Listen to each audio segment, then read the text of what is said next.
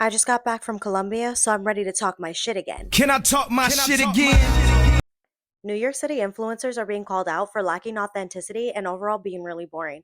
And I'm glad we're on the topic because I couldn't agree more. And no hate to any of these influencers, but I am so tired of seeing these brands use the same influencers over and over.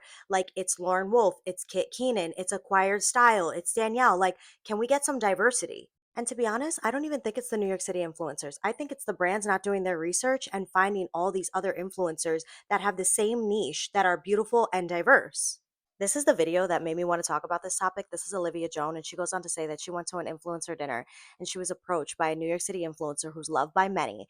And the girl was like, "Why are you here? Like, what do you do?" And she was like, "Oh, I'm a photographer," because she shot for Vogue 4 times. Amazing for Olivia.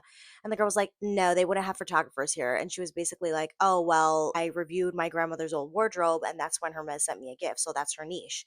She was like, no, you don't even have a big following. And she didn't give us the tea. I was waiting for her to say who it is, but she didn't.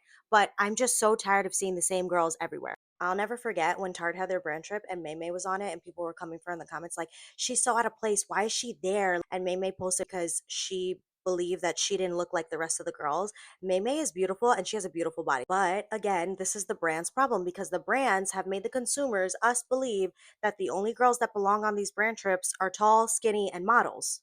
Now, this is a brand trip I could stand behind because Kopari Beauty sent a bunch of different girls from different ethnicities and different sizes to Turks and Caicos. And I'm not saying the same girls aren't there, like Manana Marie, Tatiana, Eloise. They give us something different.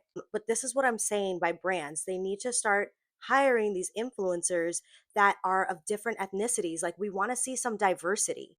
I would love for these brands to think outside of the box and hire these micro influencers that still have a really good following, but they give us something different. I am tired of seeing the same tall, model like girls doing the same thing over and over. And I think the original girl who said all this stuff about New York City influencers being boring is like Martini something. I'll tag her in my caption. Now all these influencers are making videos and people are calling her jealous and they're coming for her in the comments. If you feel like you have to validate who you are as an influencer, especially a New York City influencer, it obviously struck a chord. Making these videos saying how good of an influencer you are is phony.